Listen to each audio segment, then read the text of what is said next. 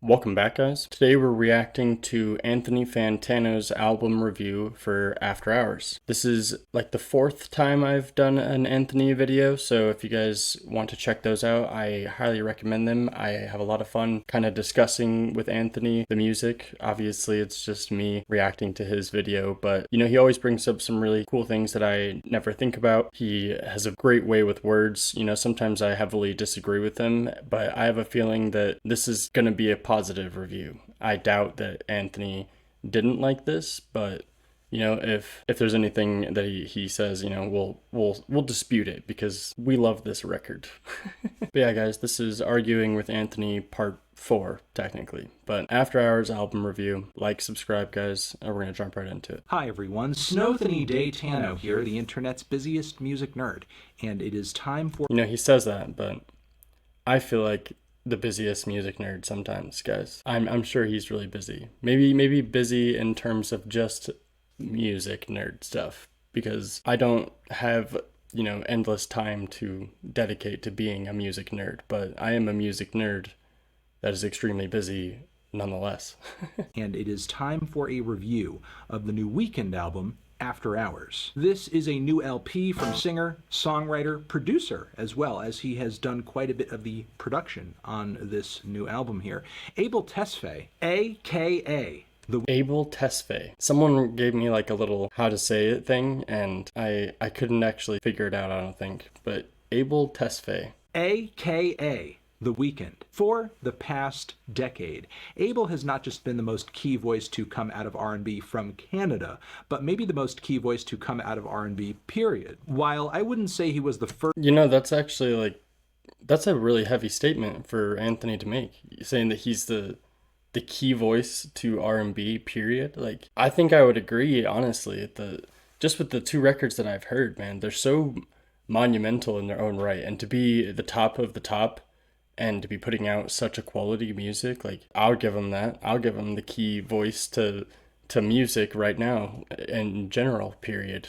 So, yeah, dude, no disagreement there, buddy. While I wouldn't say he was the first voice to embark upon what many have dubbed alternative R&B, he did usher it into the mainstream in a pretty big way, with his druggy, depressive brand of exploitative party anthems. But Abel went essentially from a critically acclaimed and tragic trilogy of mixtapes to a series of hit or miss studio albums, all of which so far have contained at least a great handful of highlights. While I'm not crazy about Starboy or Beauty Behind the Madness from front to back, both of those records do contain some of the best pop and R&B singles of the 2010s. But it would seem Abel is no longer content operating at that level, because on his new effort here, he is reinventing himself, resurfacing with a new hairstyle, an edgy vintage look. So with that, I was wondering, maybe Abel... I love that Anthony sets up a bunch of context, because you guys do give me a bunch of information, but the way he just set this up, saying that After Hours was like him reinventing himself, I feel like that was already kind of a perception of the record that I actually had,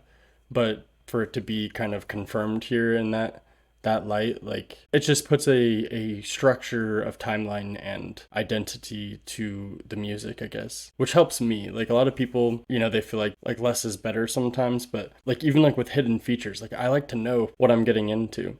When I listen to a record, I like to know what year it was made, like, knowing when it come out and everything surrounding it, just for context, is, I think, very crucial to a listening experience. Sometimes you can get away with it and have nothing to do with anything, but understanding your artist and appreciating their background is a pretty crucial thing as well. And I think that just having the perspective of where his career was and how big of a difference these two records were in comparison to his catalog moving forward. Like, obviously I don't know the rest of his catalog, so I'm kind of just making open statements here, but you guys know what I mean. So with that, I was wondering, maybe Abel's sound will be overhauled on this record as well, something that embodies his new persona and direction. But it was nearly impossible to forecast this record's sound based off of the singles. There's Heartless, which is a great track, but it sounds like your typical Weeknd affair, but it's boiled down to a very simple pop structure with a chorus so strong it's on roids. I think that was a little bit of an oversimplification of Heartless, man. I think Heartless has such an incredible vocal performance, and emotional performance, I think, is where I would go for it.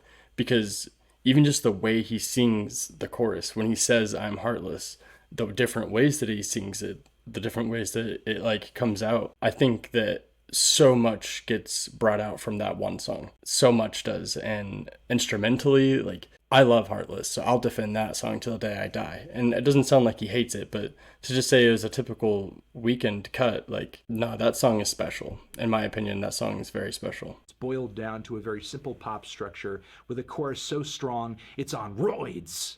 It is a little on roids. I'm not gonna. That's not a lie. Blinding Lights, though, is a total change of course, a surprise 80s throwback, of which there are quite a few on this thing, but it as well has a strong tune and features one of Abel's most charismatic vocal performances ever. I say, whoosh. Then there's a lot of the whip sound like that. Okay, so I think that he makes a good point that Blinding Lights and Heartless are very different. Like, Heartless was actually kind of dark, and then Blinding Lights is very bright. But I don't think that Blinding Lights is actually his most charismatic performance.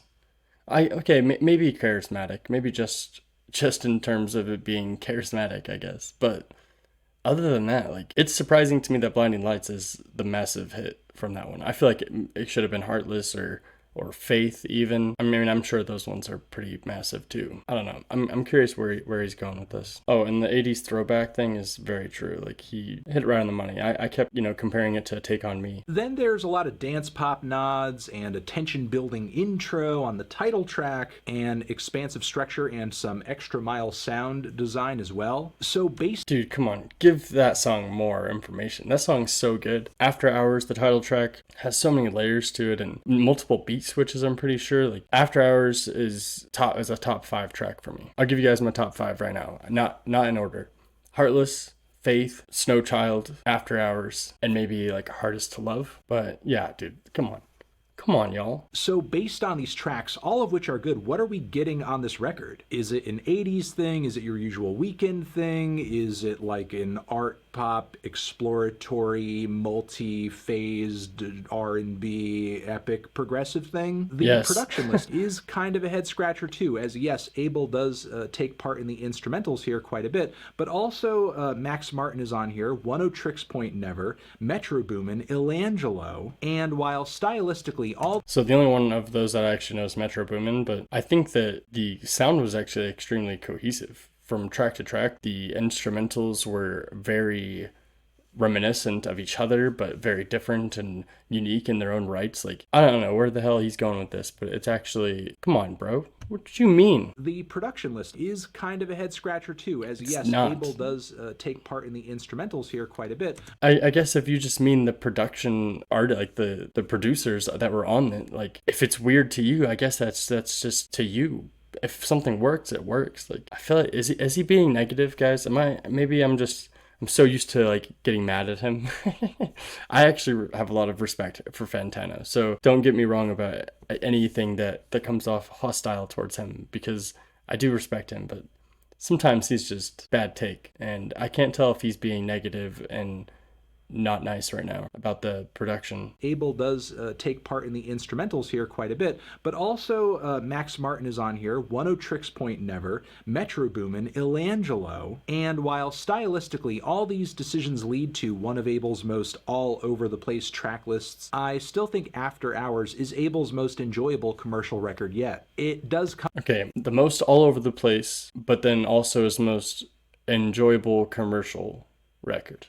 Let me know if you guys agree with that statement, because I don't think it's that. I don't think it's all over the place at all. I really don't. I think that the track list is very, very specific, and like, I could hear one of those tracks and tell you it's from that record. I could hear a Dawn FM track and tell you it's from Dawn FM. I don't know, dude. I think that they're very set apart, and even from the songs that I know from the other records, like The Hills, Can't Feel My Face, and everything, like, I feel like they have set sounds aside from each other. I don't know. He's just talking about it like it's just a pukey mess of everything that works, but it's like, no, I think that it's not a mess at all. I don't think the track list is messy. I don't think the production's messy. I think that, I don't know, dude. It does come with a rough start though. The first track, Alone Again. It does come with some cool synth passages, but the mix leaves a lot to be desired. Mostly because Abel is so buried, so distant, his voice is so heavily processed too. There's different portions of the instrumental too that don't really segue all that creatively. I think that you're wrong. Okay, I think that the production on Alone Again it is very loud, and I don't think that his vocals are too stuffed away. I think slightly stuffed away, but not too stuffed away. Because here's the thing, I think that the way that the instrumental hits so monumentally is needed. But I feel like, just as an overall statement, you could say that the production was heavy. I don't think it was overblown. I don't think it was mixed badly. I don't think his vocals had any issue, dude. Like, I would have to have him tell me exactly the part that he has an issue with to understand, because the amount of times, especially on Alone Again, that I've listened to that one and have just been completely pulled into the vocals and or into the instrumental, like, I don't know, dude. The trap beat that eventually dropped is really plain, but part of me thought, okay, maybe all of this junk is going on because it's an intro track, it's a taster, it's trying to be dramatic, maybe it's just playing a little hard to get. But no, the next track, Too Late, suffers from a lot of the same problems too. The vocals, again, are so touched up and so manipulated, they barely sound like Abel. He sounds like, not the Weeknd, he sounds like the Weekday. And now it's happening. Weekday, dude. I disagree. And maybe it's because it's my first album from The Weeknd, so I don't have a lot to compare that to as far as him sounding like the Weekday, which is a funny ass joke, by the way. I don't think that he sounds bad. I think it sounds very pretty. I think that it's extremely angelic, and the beats are half the battle for me, dude. Like, I respect his opinion, guys, and if any of you guys agree with him, that's totally fine. I want to know what you guys think about him and his opinion on this, though. Not about him. Honestly, I don't care what you think about him. You can like him or hate him. That's your choice. But I do want to know what you guys think about what he's saying here about this record. If the mixing is that off, is my ears that off, guys? Because unless it was fixed since 4 years ago, it sounds absolutely fine to me. They barely sound like Abel. He sounds like, not the Weeknd, he sounds like the Weekday. And now it's happening over this two-step beat that sounds like a leftover from the last Disclosure LP. I don't know. But then immediately after this song, it's like a night and day difference. On the track Disclosure, is that by The Weeknd, or is that somebody else? Because I never heard of that. I'm sure some of you guys probably know what he's talking about. On the track Hard to Love, Abel's voice is clear. It's up front. It gleams like a moonbeam with moths dancing through it majestically. And the song itself is so sad and so cute, really giving me some Postal Service vibes. This is truly a song that Ben Gibbard would write. It also helps the instrument. The song itself reminds me of, like, it's a weird comparison, but it reminds me of the Polar Express. Hardest to Love. And I don't know. I think it's just like the bells, like the throughout the song. I don't know. Watch the Polar Express and then listen to that song and you guys tell me. But I'm glad that he acknowledges the beauty in that one, because I love that song and I find it to be very peaceful and very pretty. I think he's just singing at like a softer and higher pitch, so it's more enunciated and clear, I guess. Like, I don't think it has anything to do with the mixing, bro. But the following Scared to Live is also really good, even though it comes from a very different place stylistically. The way this thing kicks off, it's a dramatic spotlit ballad. The vocals are gorgeous, and there's a sheen on this cut that just kind of throws it back to the 80s. Good performance from Abel, and I love how the instrumentation gets a little thicker, a little more lush as the whole thing progresses along, especially with those classic 80s drum fills and jerky, weird vocal sample bits. No idea what that is, but it still adds a lot of color to the track. The next... I enjoy that track, but not as much as like a lot of the others. Like, I think you would even put like the two bigger ones, Blinding Lights and Save Your Tears, above it, to be honest. I don't know. I wouldn't confirm that one right now. But he keeps making the 80s references, and I think that that's a big thing for me, and maybe that's where like Prince and Michael Jackson come into play a bit. But yeah, he definitely has like the 80s vibes to him, man. Even just as a person, I feel like, his music does. Both of these records have. I appreciate it, even though it's not necessarily the biggest era for me. Like, I would react to any of 80s albums, honestly, either. I wouldn't mind, because there's probably a lot from that era that I wouldn't be too in tune with. The next few songs in the track track list are not quite as tuneful, not as hooky, but they are still an okay vibe. There is Snow Child, where we hear Abel singing essentially about his progression pre-blowing up to now, telling us about how his lifestyle has changed over the years. And I suppose it has been a while since the original trilogy mixtape, so Abel has a lot to reflect on. Even though it's not a bad topic, I do wish the verse melody was better and that the chorus... I wonder if Anthony was, following when Trilogy first came out. I'm curious. But yeah, I'm excited to go back to that because, I'm sure he's had a lot to reflect on. And you guys keep telling me that I have to go back and watch this video or that video or, the biggest one was the Super Bowl that you guys wanted me to go back and watch after I've gone through his catalog. And I'm excited to do that because, he probably has just had so much to, learn from and to grow from. And it's a long time to be making music and to be as massive as you are. Like, of course, you're going to have a moment of pause and reflection. But I do like Snow Child a lot. Named it in like my top 5 or whatever. But yeah, Snow Child is a banger. I do wish the verse melody was better and that the chorus felt less like an afterthought. And from the tone of the lyrics to the beat that sounds like an If You're Reading This Leftover, the song Escape from LA kind of runs like your usual Drake wellness check. But at one point the track suddenly shifts into a dreamy diatribe about how Abel has everything he wants now, except you. Of course. There's a sex scene in the music studio. Not the greatest resolution of any story I've ever heard.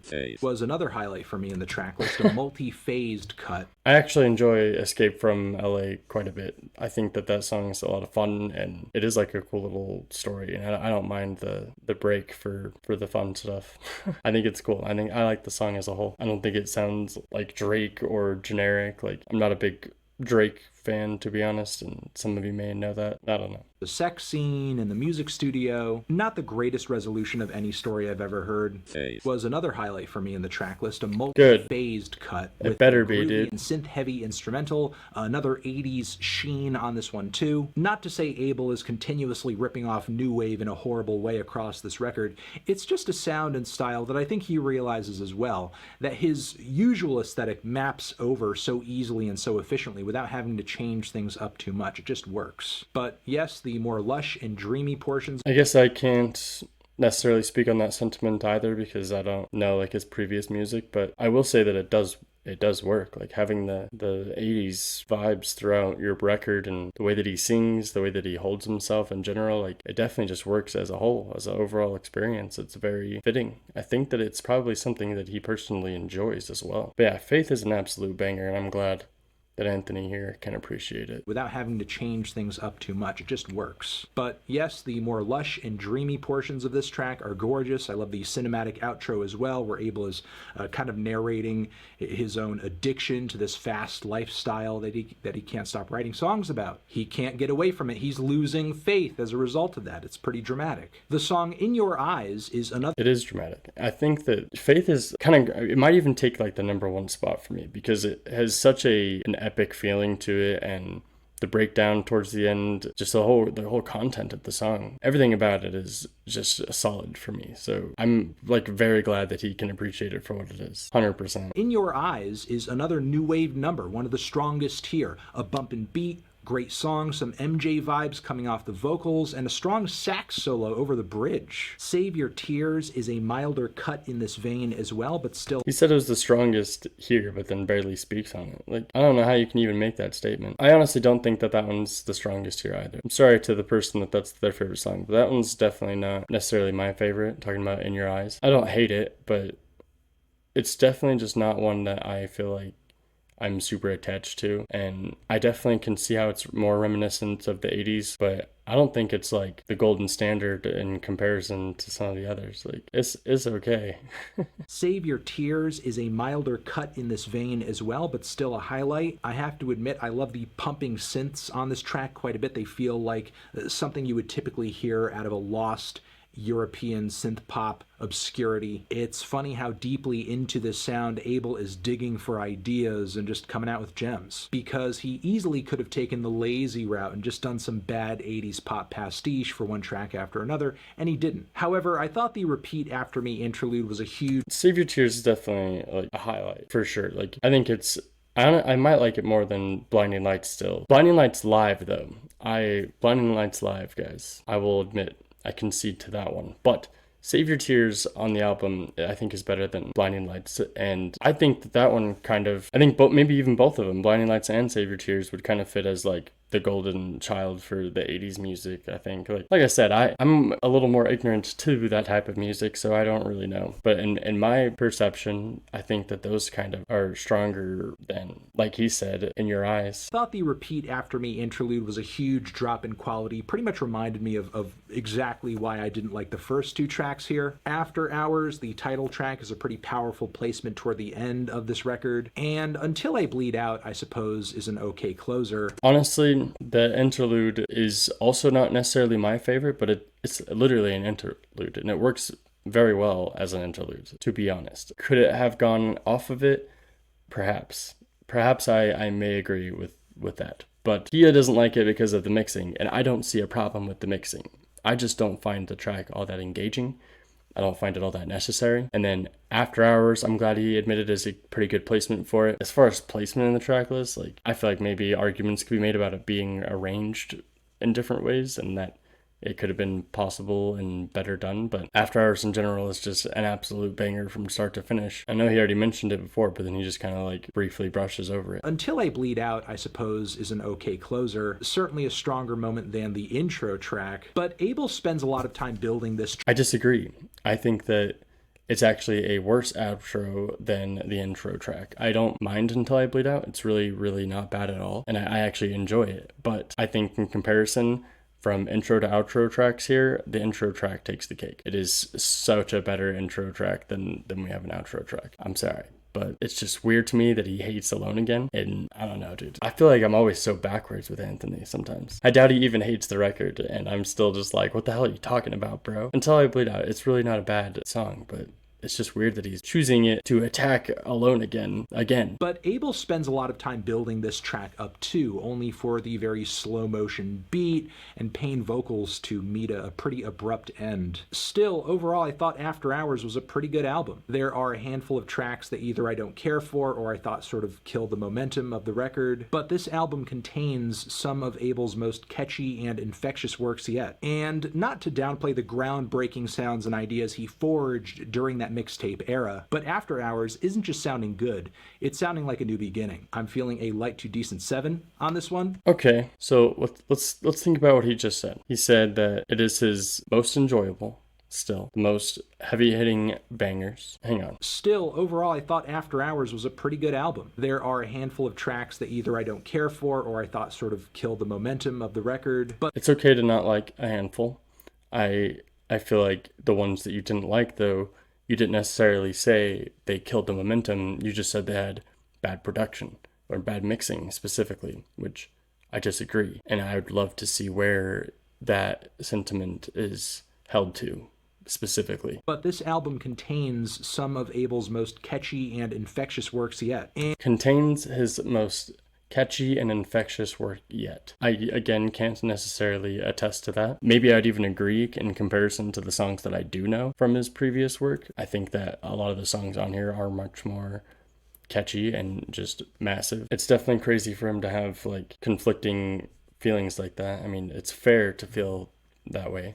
I'm not saying that that's weird, but it's just crazy. He just seems to like really not like a lot of it, and have a lot of problems. And maybe he's just being very critical, which is fine, be critical, but I don't know. And not to downplay the groundbreaking sounds and ideas he forged during that mixtape era, but After Hours isn't just sounding good, it's sounding like a new beginning. Okay, so the sounds that he forged during the mixtape era, so the trilogy, I'm assuming is what he's talking about, and I'm very curious to hear what all of those sounds will be like. But he's also saying that this sounds different, good, and like a new beginning, which I'm curious if you guys agree with that sentiment.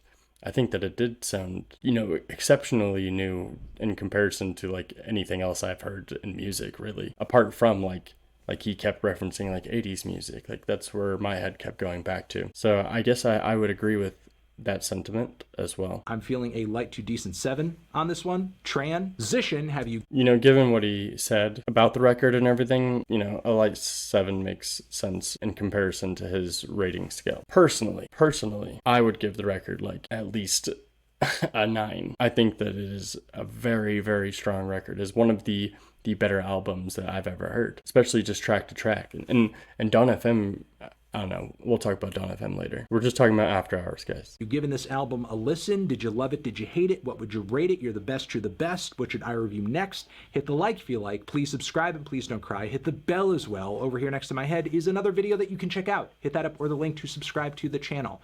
Anthony Fantano, The Weeknd, forever. Dude, some of the comments are hilarious here. Anthony, you can't knock 3 points because you released it on a weekday. That's not fair. Sounds like the weekday. You're better than this, bro. Oh my god. Okay, we're done. You know, even though he had a very, very positive review, I still feel like I disagreed with him quite a bit. And I don't know. I'd really try not to be. Like, I really do like Anthony.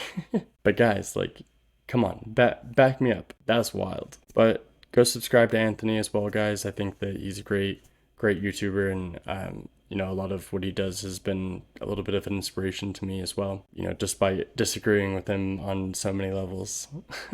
But please leave a like and a comment down below letting me know what you guys think. Shout out to The Weeknd and to Anthony Fantano. Obviously, they watch the channel. And don't forget to subscribe.